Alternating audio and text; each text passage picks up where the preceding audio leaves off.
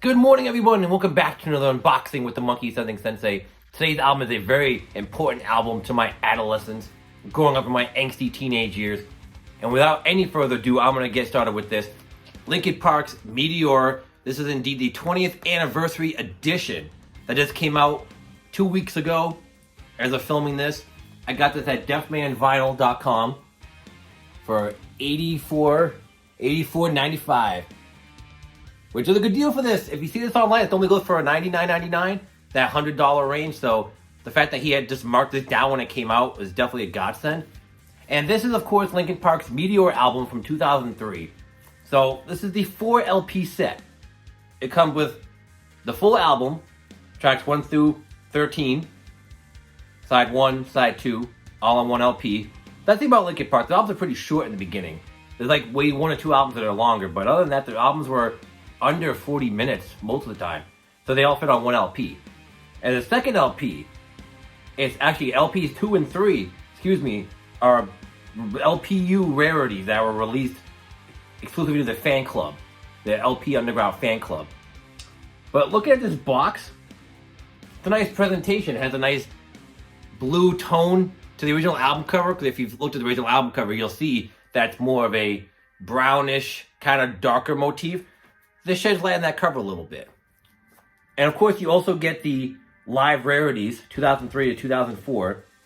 Had a lot of really cool tracks, basically from the album, some from Hybrid Theory, their first album. But then you get Wish, which is a cover song. And I'm going to show some B-roll footage up here in the corner, so you could see the close-ups of the box. One thing I wish that this box set had, to start off with a negative, is I wish it had the 6 or 7 tracks that were reworked and re-released, or released in some cases, for the Super Deluxe box set. This doesn't come with Fighting Myself, Lost, Massive, any of those extra tracks, or even the AO6, the more than the Meteora 20 version. That's not on here, so you only get the LP rarities. There's no separate LP or even 10-inch with those other songs on it, which is kind of a shame. But the tracks we do get on here are really cool, but they're mostly instrumental. So I might not listen to this more than once. I will say, out of all the tracks I've listened to on here, though, I do like Standing in the Middle. That's a great little Mike Shinoda hip-hop track. I love the sample that he uses on that. All the instrumentals that are on this box set, just these alone, you could make a totally separate Linkin Park album. Like, this could have been Meteora Part 2 with how many instrumentals are on here. You could have reworked them, maybe add some more Chester vocals, some more rap parts, and you would have Meteora Part 2 or a double album. It opens from the left. The right side, I didn't show that because it has nothing on it. It's just like the bookend of the box. And I'm going to do all this live. I don't have a knife or anything that's going to use my brute force fingernails, which I don't have any of those left either. Yes, here we go.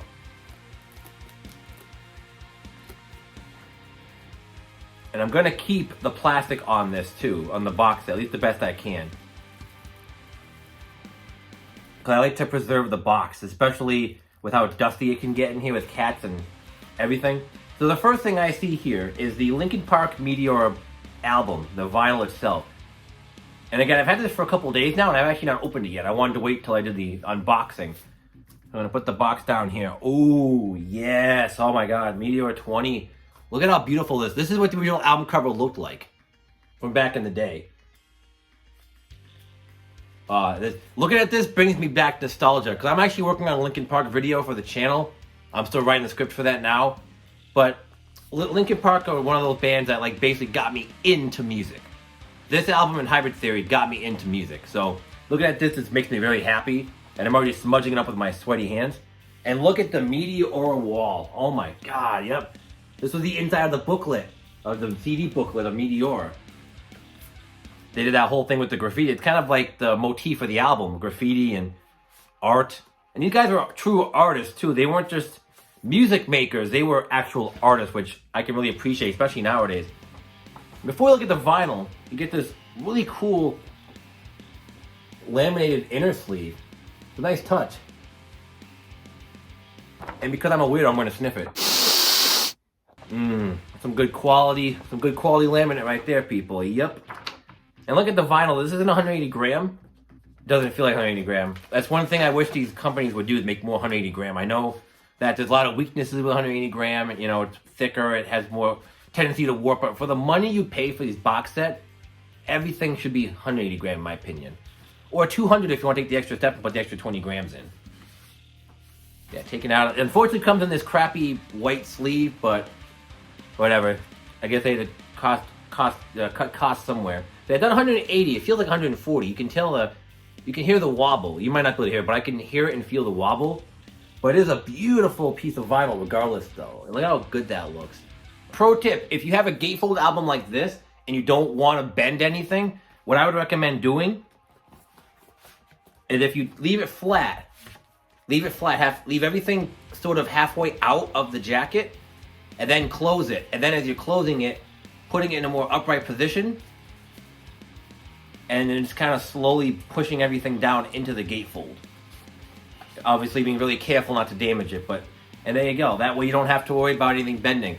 I learned that very early on. I used to bend a bunch of my liner notes and posters. You'll see a bunch of in my collection have like a little bend like this in the corner. And it's aggravating now because I was such an idiot and did that.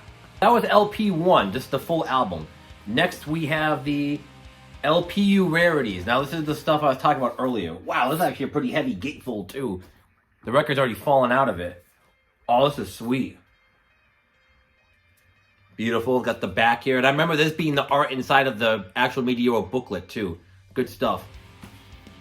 And we got for a gatefold. Oh, yep.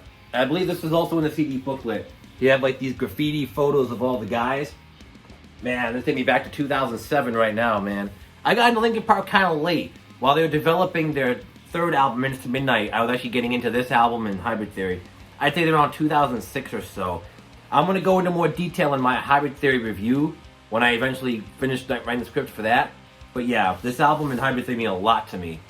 So, same motif as the other album, as the main album. You have the same record, feel like the same thickness, same color, black. Not going to bother opening up, it's the same thing. Unfortunately, no notes though, it kind of stinks. I wish there was some notes in here, but I'll take the liner notes for the actual songs on the album. Last thing in the box is we have the LPU live rarities. Let's make sure nothing else in the box.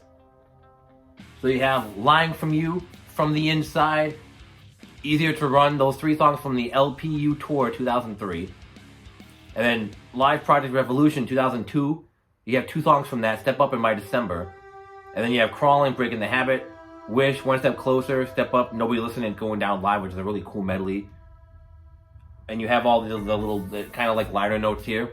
Not a gatefold though, this is just a single LP. Yeah, it's just one LP, which is kind of strange, but I'll take it, yeah. Nothing in here either. Look at the jacket, a little smelly smell. Yeah, the same kind of deal. A little damage on the side there, but what are you gonna do? And again, this is something I might listen to once or twice. Nothing too crazy. Which I'm actually gonna discuss later on when I get into the plus and minuses of this box set. A little bit of dust there, nothing too crazy. Just give it a good cleaning. Everything back in the box except for the album. I'm gonna listen to that in a little bit here. But just getting into some bullet points as to why I bought this box set. Now, you may ask yourself, why did I buy the box set if I'm not going to listen to the live material or the bonus tracks more than once? I might listen to the live material a couple times, but the LP Rarities live is instrumental, and I like instrumentals, but not to a point where I'll listen to basically a 90% instrumentals 2 LP set. But the reason I bought this is mainly for the Meteora album itself, because this album only got released on vinyl twice. I believe there was one a few years back. I don't remember the exact year, but there was one released a few years back. And then Record Store Day, either last year or the year before, there's this really awesome dark blue variant of the album. And I believe that one actually had 2 LPs, if I'm not mistaken. It might have bonus tracks on it. But there's that edition, which goes for insane money nowadays. So there's really no cheap or affordable way to buy a Meteora on vinyl nowadays. That's why I ended up buying it. And it is a nice package, nonetheless. I do like the packaging. I do like the idea of the bonus tracks. I just wish that those actual re-recorded songs were available on the box set. Alright everyone, that's the end of the video. I hope everyone enjoyed. If you liked the video, please give the video a like, a thumbs up. Always helps the channel out. Subscribe to the channel for more swinging content. And hit that notification bell so you'll be notified when I upload a new video to the channel. Don't forget to listen to Rush. And for my fellow monks out there, don't forget to keep meditating with vinyl.